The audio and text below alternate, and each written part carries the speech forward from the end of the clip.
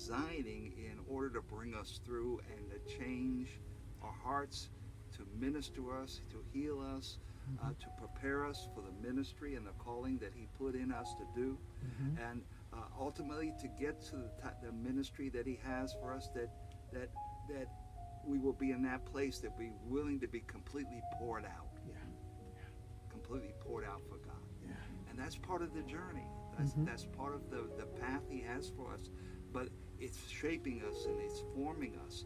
And I want to encourage you to, like you were sharing about your experiences about the pastoring in Texas and so on, and here and so on. Even Apostle Hines, and they're sharing their testimony of what God's done and that kind of thing. That we must realize that it's all about him. It's about what he has put and invested in us.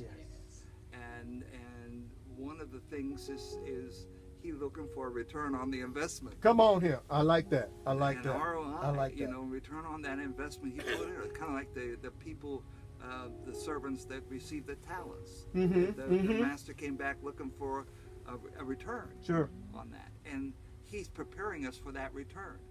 And many a time, and what I'm realizing in my experience through the years that we've been in ministry or pastoring or in national offices that we were over in youth ministry and so on, is that all that is part of his plan. All of that is part of his experience that he has called for in our life. And that so many times from a human perspective, we expect to be the pastor.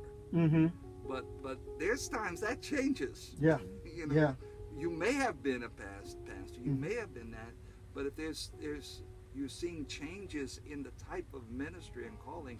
For instance, what you've experienced, Elder, and in terms of coming from pastoring a church in Texas to here to ministering, to being part of the ministry there at First Church, and even this calling here to begin this, a talk show on Christ and on encouraging the people, that whatever God's bringing you to and through is part of his plan. And it's preparing you for what he has for you and for the purpose for which he created you.